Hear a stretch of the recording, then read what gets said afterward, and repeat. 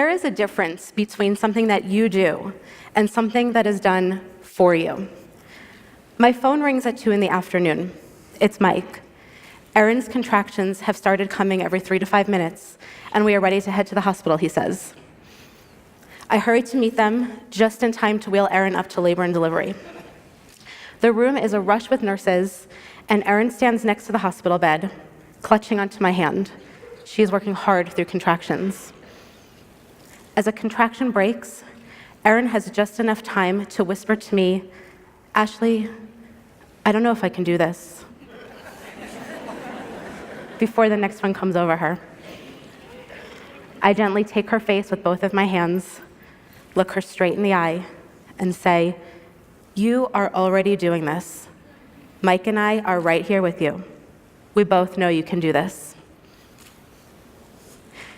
In the past 6 years, I have had the extreme pleasure to witness over 100 babies being born. I am a doctor, but I'm not a medical one.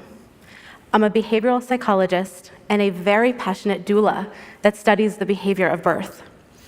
You may be thinking, what is a doula? And you're not alone in that thought. A doula is a trained childbirth professional that provides physical and emotional support to women, either at home or in the hospital. Unfortunately, only about 5% of women in the US use doulas today. So join me for a moment on a journey of making a person. Pregnancy is miraculous. It's romantic, it's spiritual. Women's bodies grow and change, and they get to eat all the ice cream they want with no shame.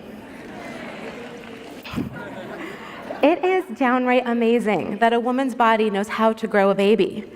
But somehow, when it comes to giving birth to that baby, our society no longer trusts women. Instead, we insist that an expert take control and deliver the baby. Why is this? Historically, women gave birth in a squatting position surrounded by other women. Birth is not easy, nor has it ever been, but women were well supported. They moved, ate, drank, danced, swayed, and stayed in upright positions. But most importantly, they trusted their intuition. They knew how to give birth. Midwives, or experienced medical birth professionals, oversaw almost all birth, and birth usually occurred in the home setting. So what has changed and why does it matter? Let's consider the question, who delivered your baby? A seemingly harmless question that is commonly asked of women. Someone other than the woman herself delivered her baby. Think about that for a moment. The power of birth has been taken away from the woman, her intuition interrupted, and her birth experience has been put into the hands of medical personnel. Of course, when we consider why birth practices have evolved over time, the simple response is safety. I hear this statement all the time. What matters most is a healthy mom and a healthy baby. A healthy mom and a healthy baby. But what exactly do we mean by healthy? Birth is not only physical, but it is extremely emotional for everyone involved. Consider that you may not remember your first day of work at your current job, and you may not even remember the day that you graduated high school. But for both mothers and fathers, you will certainly always remember the day that your baby was born, and you will remember it in detail. Consider, too, that everything in nature has a purpose. And when we interfere with a woman's ability to give birth to her baby, we very well may be interfering with her ability and confidence to raise that baby. So when we ask ourselves what is most important about birth, we need to consider not just the physical, but also the emotional. Let me back up and share the rest of Erin and Mike's birth story. When I first met the two of them, we were sitting around a table at a coffee shop. "Tell me why you want to hire a doula," I asked. Erin shyly looked at me and said, "I want to have a better birth experience than my previous 2 births." As she elaborated, I quickly learned that she had wanted to have a natural birth with both of her babies. Both times she went to the hospital, was forced to lay in bed against her will, and was given no other options for support or pain relief. With no choices, Erin didn't think she could make it through the process, not the first time, nor the second. Both times, she left feeling disempowered, discouraged, and dissatisfied. Like many women sadly do, she used the word traumatic to describe her birth. Erin's husband, Mike, went on to explain that following both births, Erin had suffered from significant postpartum depression, and he couldn't bear to see his wife go through that again. They needed to do it differently this time. Fast forward 5 months. Beeping machines surround them. Nurses are coming quickly in and out of the hospital room. Ashley, I don't know if I can do this. Erin is softly crying now, and her body is trembling. I know that look of despair quite well, and I know it means she is so close. You are already doing this. Mike and I are right here with you. We both know you can do this. Not more than 10 minutes later, Erin has an extreme urge to push. Erin is standing on one side of the narrow hospital bed, and I'm standing directly across from her on the other. Erin reaches up and puts her arms around my neck, and I embrace her body in a hug. She buries her face into my shoulder. With the help of gravity and just 2 strong pushes, Erin roars her baby into the combined hands of her loving husband and her nurse midwife, who had been standing beside her patiently waiting. The baby is passed up to Erin and placed on the bed before her. She cries out, "Oh my God, I did it. It's a boy. I did it." When I spoke with Erin after the birth, the only word she could find to describe the experience was perfect. Following 2 previous traumatic births and significant stints of postpartum depression, this empowered couple had delivered their baby exactly as they had wished. As is with Erin and Mike, it's not unusual for a family to say to me, "I couldn't have done it without you."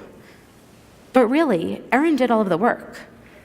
All I did was to provide physical and emotional guidance. So yes, I may have rubbed her back. And yes, I may have held her hand. But really, my most important role was to be a calm presence and to remind her of her own ability to deliver her baby. Animals in the wild deliver their own babies all the time. Imagine an elephant, perhaps, giving birth. The elephant seeks shelter and support away from unknown animals. In this protected environment, the animal allows her body to give birth, just like she would allow any other physiological process. We might say that she instinctively knows what to do. Imagine now that we take that pregnant elephant and we treat her the way that we treat humans during labor.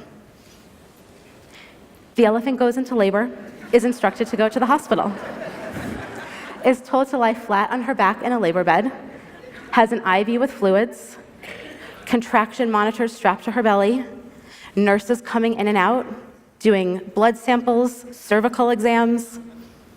This sounds somewhat bizarre and hilarious when I think about an elephant having a cervical exam. But this is exactly how 95% of women in the US give birth today. Because the routine practices of the medical model interfere with this natural process, this elephant would likely require pain management and epidural because she can't move to help her body feel better. Labor augmentation drugs such as Pitocin, because she is filled with fight or flight adrenaline that interferes with the natural production of oxytocin or the labor hormone. And quite possibly surgery to deliver her calf, because she can no longer effectively feel her body to push.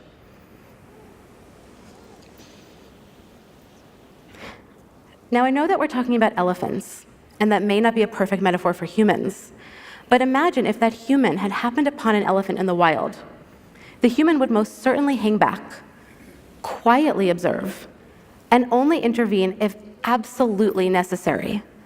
So I ask you, why should we treat humans any different?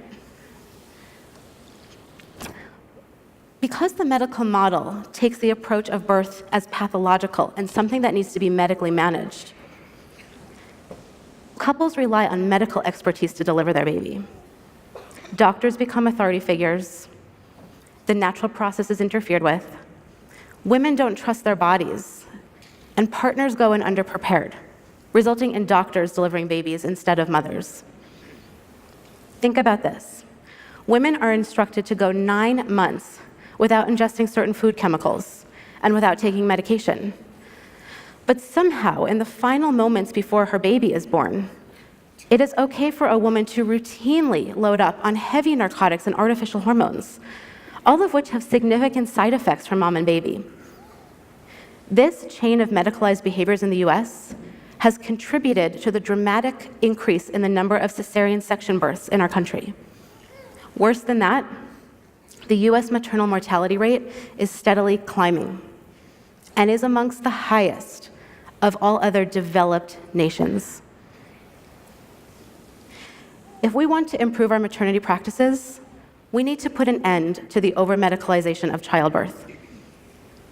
Women should be taught that there are other options to pain relief rather than the routine use of an epidural.